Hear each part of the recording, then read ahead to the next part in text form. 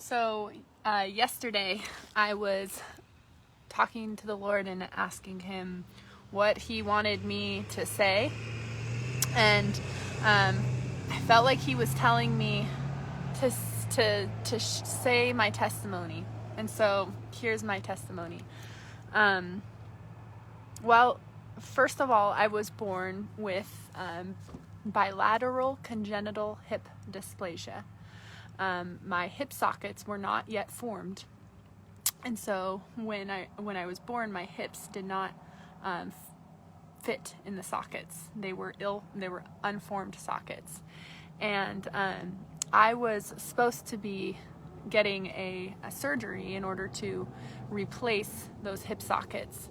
And my mom, who was a woman, powerful prayer warrior, woman of faith, felt the Lord telling her that in order to increase my father's faith in Him, He was going to heal me.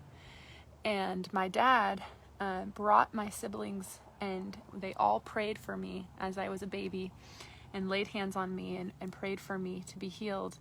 And apparently they watched this happen right before their eyes.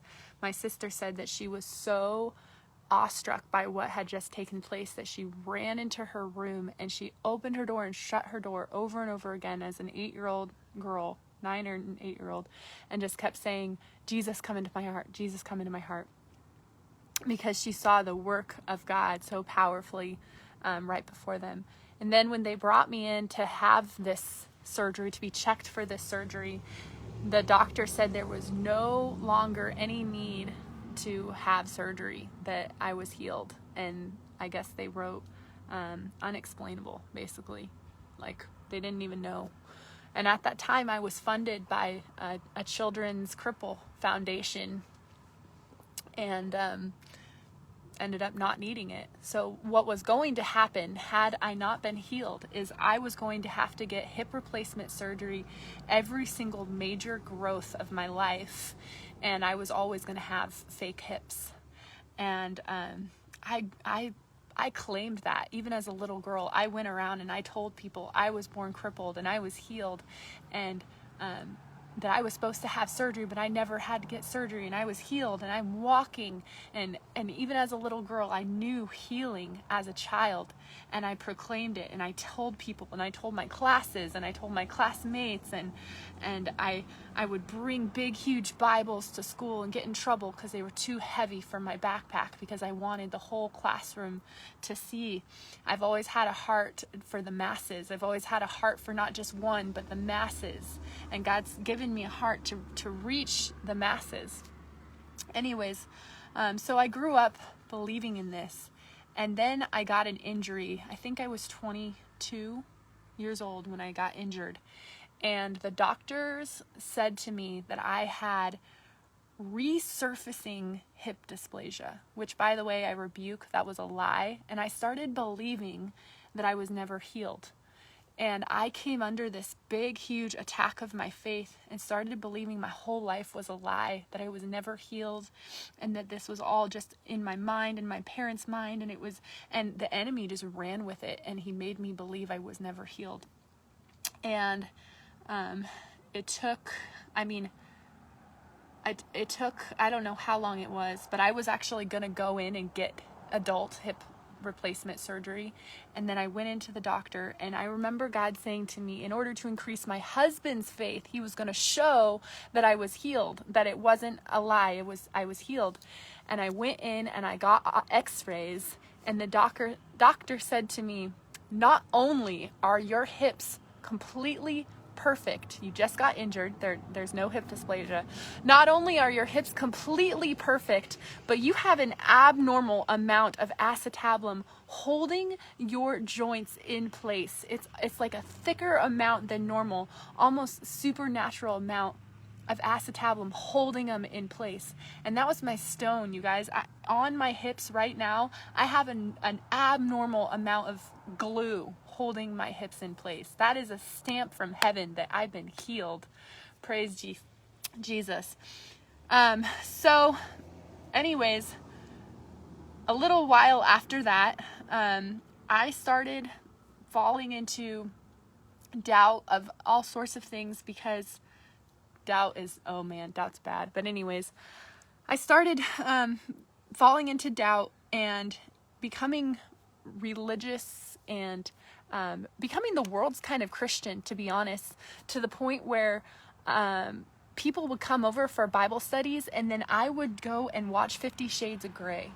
And I'm being absolutely honest. I mean, I was addicted to The Bachelor. I loved all of those girl porn, soap opera type things. I loved them because I was so sick in the mind. I had gotten so messed up to where I thought, saved by grace, God knows my heart, it's okay.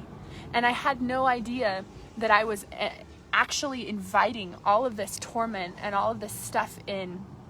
And I remember when a friend who was not a believer said to me, wow, you're my kind of Christian, when I told her, so I'll kind of rewind a little bit. I was standing at a fridge and she said, so what do you think about abortion?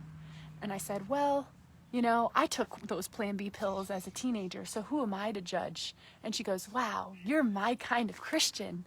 And in that moment, I had realized I had become the world's kind of Christian. I couldn't even stick up for life anymore. I had become so incredibly lukewarm that I couldn't even speak up for human life. That's how messed up my mind had become. That's how infiltrated and mind controlled by this world that I had become the world's kind of Christian. And I remember being like, what happened? What's wrong with me? I was the one who spoke the truth. I was the one who told my testimony. I was the one who was healed. I was the one who wrote all this stuff out in my journal all the time. I was the one who prayed all the time. I was the worship leader. When did I become the world's kind of Christian? So in that moment, I remember crying out to God and saying, I don't want my mind anymore. I'm supposed to be free. Where is my freedom? I thought I'm supposed to have a sound mind. And he said to me, the wicked one will no longer pass through you. He will utterly be cut off. And I had no idea that he was actually foreseeing. He was telling me about what was about to happen. So this led me to an event where I was at my grandmother's funeral. Still don't know why this happened, but I could not sleep for 7 straight days. Barely any food, because I was so just, I don't know how to explain it. 7 straight days of hell, but also the closest I had ever felt with the Lord in my entire life. I felt like I was touching the hem of his garment, to be honest. It was like he was so close to me. And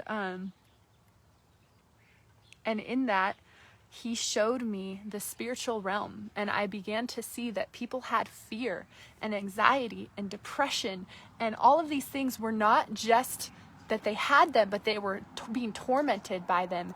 And then I saw it in my own face at that time, and I saw I had it too. It wasn't just them, it was me too. And God began to expose me.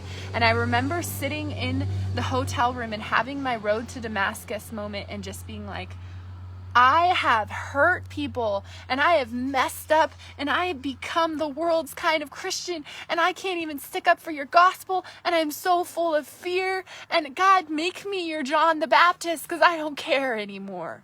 I took my mind and I just said, I don't want it. I don't want it.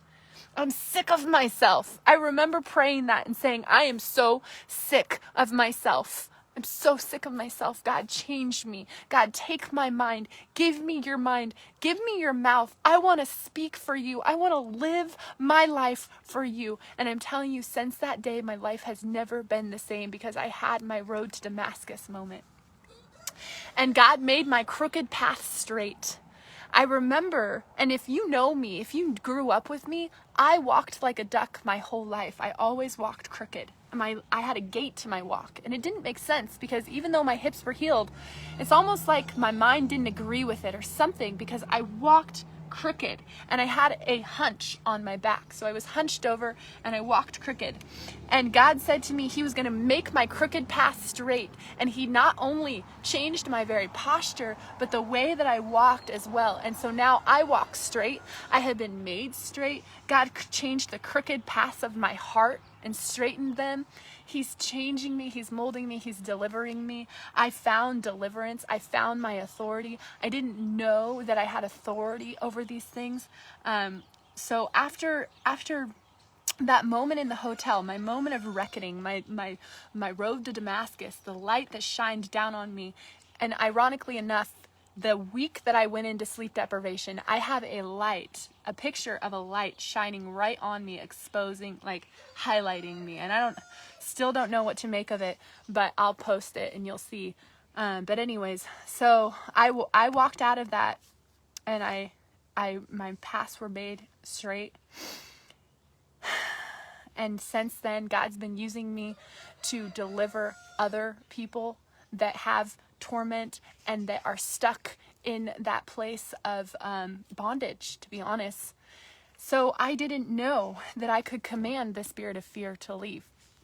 I didn't know that I could command this torment to leave, that I could command this mind-binding, torment to leave. I didn't know that I had authority and that whatever I bind it on earth shall be bound in heaven, because I wasn't taught it, to be honest. I remember telling a pastor that I had discernment of spirits and him saying, yeah, you do have that, but, just be careful who you tell. Well, guess what? I'm telling you, I have discernment of spirits. God's given me that gift, and now he's using it to further his kingdom, and people are getting set free and delivered all the time. And there's a disservice that's being done where people think that they're mentally ill when they're actually in bondage. And I was starting to think I was crazy. But then I came to realize that no, I was actually being extremely tormented by the enemy. By my own, I let this stuff in. As a 16-year-old, I had seen a fortune teller. I dabbled in spiritual things in that way because I had a curiosity in me. And thank you, Jesus, that he delivered me from even that curiosity. I don't even have that anymore, because now that I've seen what he shows me all the time, I now know the implications of the spiritual realm, to be honest. Anyways, so now he's using me to help break other people free from their bondage and from their strongholds. And I started a ministry. It's called Freedom Train. And we have people that get delivered all the time. And the thing is that when we receive, we are called to freely give. And I received deliverance. And so now my heart is to go and give this gift of the keys to the kingdom, because he gave it to us, but people don't know because it's not taught.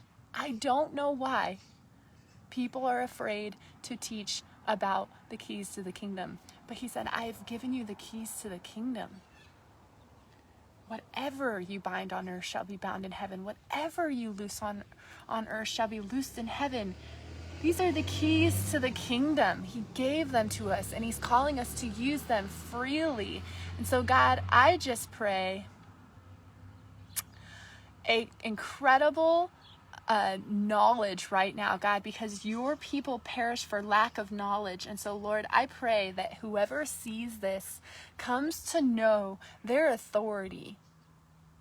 God, I'm not even the same person that I was in 2018, because you have ripped out these desires that I had, and this worldly Christianity is no longer there. And so I'm living proof that deliverance is real. You are my deliverer. And God, may they know that the children's bread is theirs.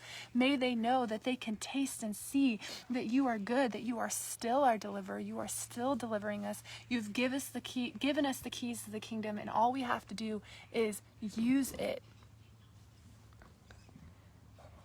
Oh, that's so awesome, Madison. Praise God. That is so cool. He says that these signs will follow those who believe. They will, in his name, cast out demons. They will lay hands on the sick, and they will recover. These are the things